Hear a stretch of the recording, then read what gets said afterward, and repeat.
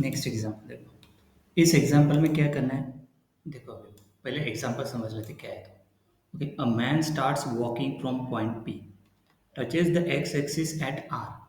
then turns to reach at the point q. The man is walking at a constant speed. If the man reaches the point q is a minimum time. If the man reaches the point q is a minimum time, then find this one. Okay, जैसे x Y plane में suppose point देखते पहले क्या है, तो okay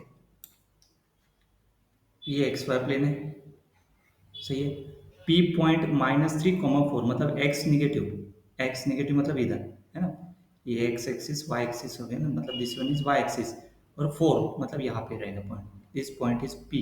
that is -3, 4, सही है।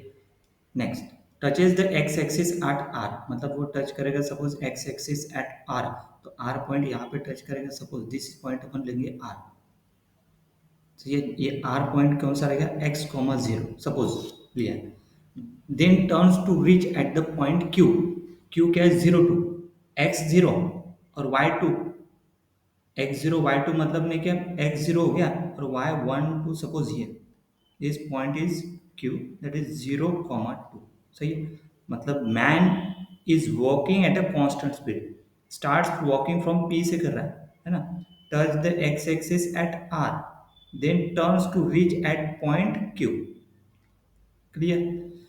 If the man reaches the point q is a minimum time,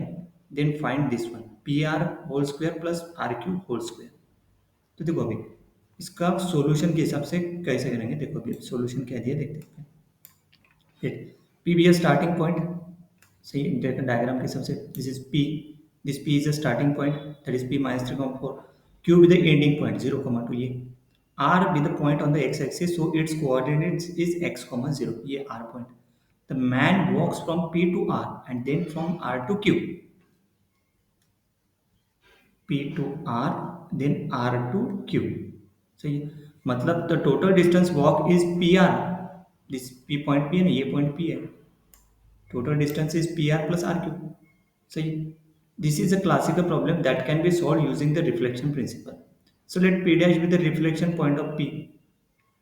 across the X axis, मतलब नहीं अक्रॉस द एक्स एक्सिस मतलब इसका रिफ्लेक्शन पॉइंट पी डैश किधर इधर लिया है ना, तो पी डैश क्या हो गया, पी डैश क्योंकि ये रिफ्लेक्शन अबाउट एक्स एक्सिस के है ना, अक्रॉस द एक्स एक्सिस है ना, तो एक्स एक्सिस का पॉइंट सेम ही रहेगा, वाई चेंज होगा -4 हो जाएगा, सही है। मतलब ये लाइन होगी वो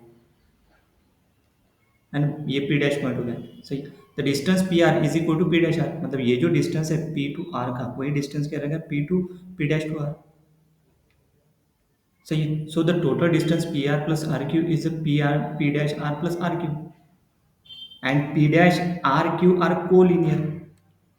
है ना, मतलब P dash R plus R Q to be a minimal, the point P dash R Q R collinear, मतलब एक ही लाइन के है ना, पी डैश आर क्यू एक ही लाइन, सही है। This means R is a point where the line segment P dash Q intersect the X axis, मतलब ये पी डैश क्यू ये जो लाइन है दैट इंटरसेक्ट किसको कर रहा है, एक्स एक्सिस को कट कर रहा है, इंटरसेक्ट एक्स एक्सिस, सही है। Let find the equation of line P dash and Q, so P dash point क्या है -3, -4, क्यू पॉइंट है 0 2, सही है। तो स्लोप क्या हो जाएगा, y2 माइनस y1 अपन x2 माइनस x1, मतलब ये y2 x1 x2 y2 and this is x1 y1, तो देखो y2 माइनस y1 अपन x2 माइनस x1, मतलब y2 is 2, y1 is -4 and x2 is 0 and x1 is -3, तो 2 plus 4 upon 0 plus 3 that is 6/3, that is equal to 2, ये slope आ गया। तो equation of line कैसे निकालते हैं अपन, y minus y1 equal to m x minus x1 है ना, विथ द पॉइंट q 0 2, तो x1 की वैल्यू क्या पुट करेंगे, इसमें x1 की वैल्यू पुट करेंगे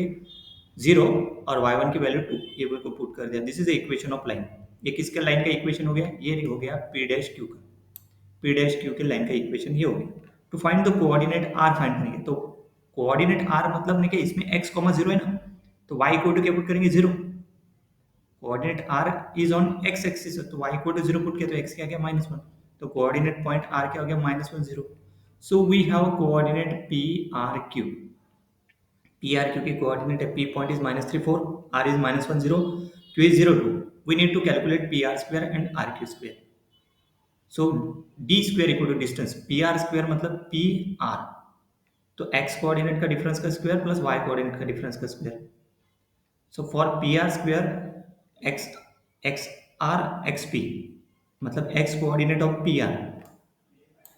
x coordinate of p r and y coordinate of p r का स्क्वायर हो गया पी आर स्क्वायर डिफरेंस, ये डिफरेंस का स्क्वायर डिफरेंस वाई के कोऑर्डिनेट का डिफरेंस का square, so that is P r square. तो एक्स आर मतलब ने कि ये जो वैल्यू है this is x r, this is y r and ये जो आर पॉइंट जो निकला -1,0 this is sorry this is x p, ये x p and this is y p and this is x r and this is point is y r. वैसे ये point कौन सा, ये X Q and Y Q, सही है। वही देखो ये पी आर स्क्वायर आ गया, पी आर स्क्वायर निकालने के बाद आर क्यू स्क्वायर के लिए देखो X Q X R Y Q minus Y R whole square that is R Q square, ये डिस्टेंस निकालने का फॉर्मूला है ना। तो डिस्टेंस निकालने का फॉर्मूला यहाँ पे D D equal to square root of ऐसे रहता, but D square equal to ये फॉर्मूला है डी स्क्वायर इक्वल टू, क्योंकि डायरेक्ट अपने को पी आर स्क्वायर निकालना है, पी आर तो फाइंड करना नहीं है। पी आर स्क्वायर हो गया, पी आर स्क्वायर आ गया 20, आर क्यू स्क्वायर आ गया 5। The problem ask the value of this one, इसमें p r square r Q square put करो, p r square is 20, r Q square is 5, तो 50 into 25 1250, 1250 is the final answer of this question, clear। Next